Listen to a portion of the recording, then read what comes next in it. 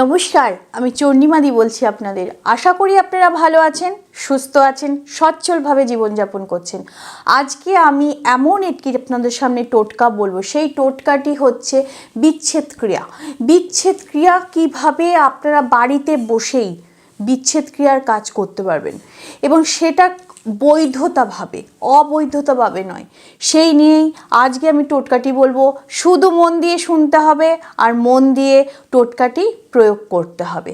আজকে আমি টোটকাটি বলার একমাত্র উদ্দেশ্য হলো যে যাদের মধ্যে দীর্ঘদিনের সম্পর্ক, যারা একে অপরের পাশাপাশি থাকার চিন্তাভাবনা, কোথা থেকে এক তৃতীয় ব্যক্তি এসে তাদের এই বছরের পর বছর একসঙ্গে থাকা চিন্তাভাবনার সম্পর্কটা ভেঙে দিচ্ছে।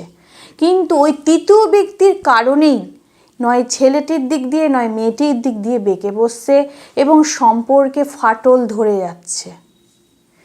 তাহলে সেই তৃতীয় ব্যক্তির কারণে যদি সম্পর্ক নষ্ট হয় বা সেই তৃতীয় ব্যক্তির সঙ্গে এতদিনের ভালোবাসার মানুষ যদি সেই প্রেম সম্পর্কে জড়িয়ে পড়ে, তাহলে সেই মানুষটি যে প্রকৃত ভালোবাসে সেই মানুষটির কী হয়।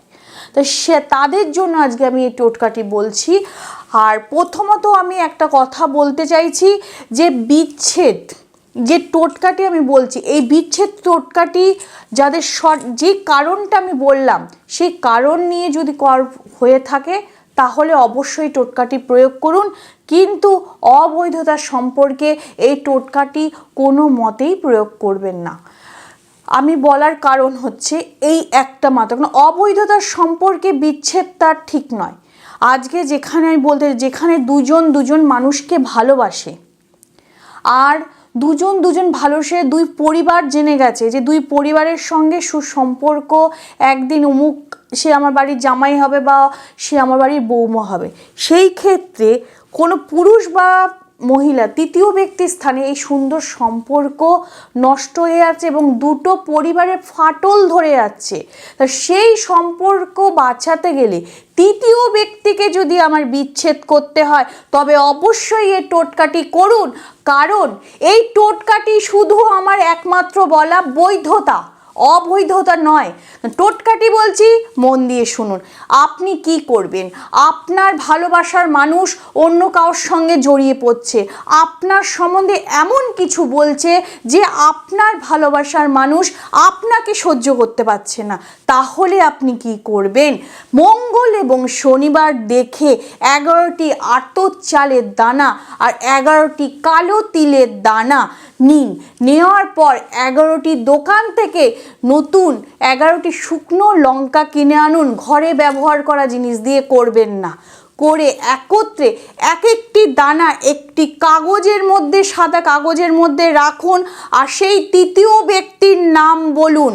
বলতে বলতে যেই 11টি আতপ চালে বলবেন, 11টি কালো তিলে বলবেন, 11টি শুকনো লঙ্কার ওপর বলুন, বলে ওই কাগজটি একত্রে সব যখন রাখলেন, রাখার পর একসঙ্গে মুড়ে সেটি কোনো ঘরের পেছনে হোক বা ছাদের ওপরে হোক ওইটি জ্বালিয়ে দিয়ে পেছন করে আর তাকাবেন না, চলে আসুন।